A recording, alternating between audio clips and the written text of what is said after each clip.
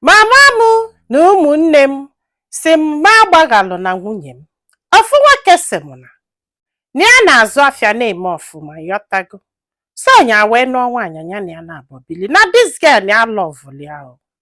So kwana ya wee na-azụ afịa na the girl amụtagoli ụmụaka na-abụ. So ndị chandum wee bie nye wee na-asịsị anyị ihe niile ya nwere si ike wee kwụrụ ọtọ wee gwa ya.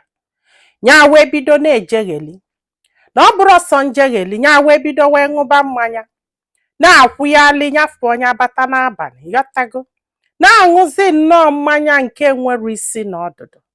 Mana mgbe ya ji ego na o nwere ụmụ okorobịa ndị ya nyesiela aka yọtago ndị mmadụ ya nyesiela aka na ya bụ nwoke na-emesepụ aka. So ka ihe sibeli ike nwunye ya wee bido wee kwụghalịba na-akwụghalị na-eweta ego wee na-enye ụmụaka nri na-akwụla ụmụaka ụgwọ akwụkwọ yọta na. Mana nkwụghalị ọ na-akwụghalị bịazi adịza too much. Nwanne ya nwaanyị so ha wee bili na the same city wee bido wee complain ba na-ekwu na nwunye na-akwụghalị na ọ na-emechu ha iri magonu mana the woman ekwere akwụsị andị na nyanwa na enwere ike iteke care of this woman na o nwere ihe nya nwere ike imenwu maka gịnị nọọsọ mmanya ka ya na ivi nya jesie bata onye eninye ekene chukwu na-akwụla ụmụaka ụgwọ akwụkwọ na-agbaghalị ịghọtago dị ha ahụ. So ọkwana so ka nwanne ya nwaanyị bido complain ba too much nya wee kpọọ nwunye wee sị anya kwụsị.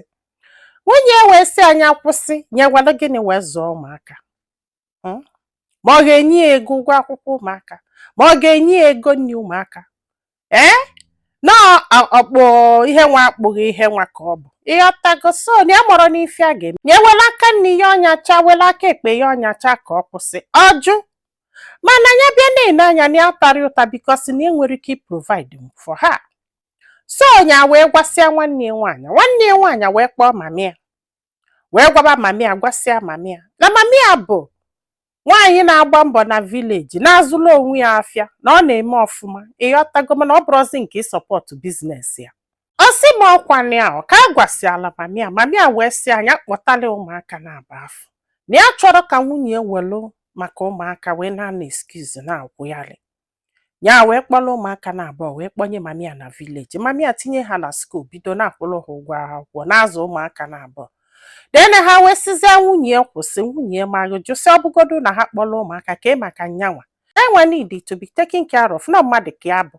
Nwunye ekwere akwụsị o akwana si ihe a na-aga gagidezie. So one guy nyanyela aka n'obodo oyibo wee nụ ihe na-aga na n'isie ka ọ kpọrọ anya wee na-akọli akọsịalị ya. So ọkwana si ihe anụnwa wute nnọọ this guy o wee kpọkwa enyi nwoke nọ Naija magolu ka fado wee mali ya fa wee bido wee nyebeli ya aka wee tụkọli ego nya wee bidokwe biznes ka bido biznes a mebe ọfụma na nwunye amadị duto nkwụghalị afọ na-akwụghalị ya wee bido mebekwa ọfụma etu ya si eme bido nnọọ chietekwe na onwe ya.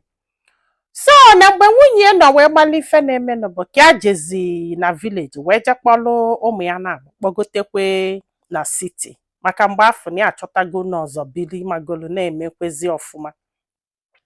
Nwunye ya wee ganụ wee gbalụ wee bịa wee daa n'ala wee yọbịa wee sịa nke o mebegolo ọfụma na ya ga-akwụsị na ife ejire wee kwụsị because na ọ dị eme ọfụma na eziokwu na ha na-alị ụmụaka mana ụmụaka abụrụ sọsọ ihe niile to be taken care of na ya nwa bụkwu mmadụ na o nwere ike iteke care of ha na ọnya mere ya ji akwụghalị mana kịta anụnwa ya dịgo oke ya ga-eji ụlọ ọgwụ ka je testi onwe ya ya dọkafụ na ewerigo ego na enwere ike ịkwụghalị ya dụ sọrị ya biko ya gbaghalị ya ka ya batakwa ka anụ akwa di na nwunye ya chetakwa mgbe ha bido na ya bụrụ ajọ nwaanyị nọọ something mere crayfish o ji wee bend ọkwa ịghọtago. So ọkwana ya wee gwa ndị be ha mami ya wee na-aba nwanne ya nwaanyị na-abasị ya try kwana ya gbaghalụ na this woman. Ọ sị m nne mana o nwee ihe a chọrọ ikwu m na eziokwu na this woman gwụghalịba even mgbe a na-alị ya nwa na ọ na-akwụghalị mana ọ bụrụ na ya dara ada nwoke dara ịghọtago na ihe a niile akara ime na ọ bụrụ na ya bụ nwoke zuru ezu na-eteki care of this woman na o nwere ike ịgba n'ezi na ya na-afụta ihe a niile dịka fault ya ịghọtago and maka ya chọrọ inye this girl second chance mana ndị be ha ekwere na onye ọ na-ewutekesili ya bụ mami ya, maka na mami ya enyekeli aka anya nupụ isi dute this girl na mami ya ama ndụ happy.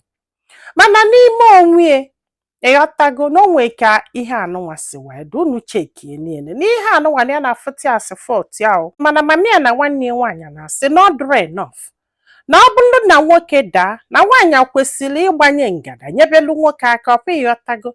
Mana ihe ejiri ata nwunye ụta bụ na o nwere ife ọ na-alụ bifo nya wee daa, ịghọta ka ekwene ebe a ga-esi wee nye gosi na ọ bụ na ọgwaanya ma ife ka o jere izizi je ịbụọ na ọkala iwere ịgafu chọọ something mebe instead of ị na-akwụghalị from one onye ata another.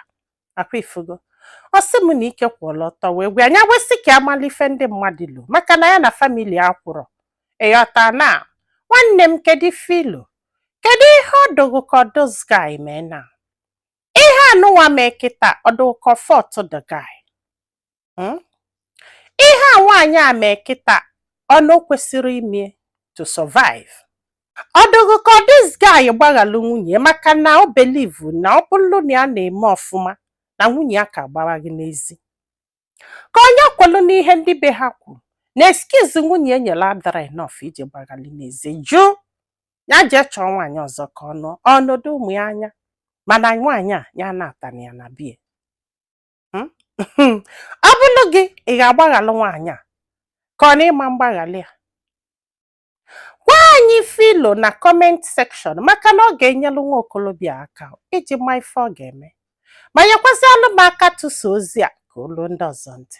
Ndị be anyị daalụnụ ka ọ dị n'ụbọchị ọzọ.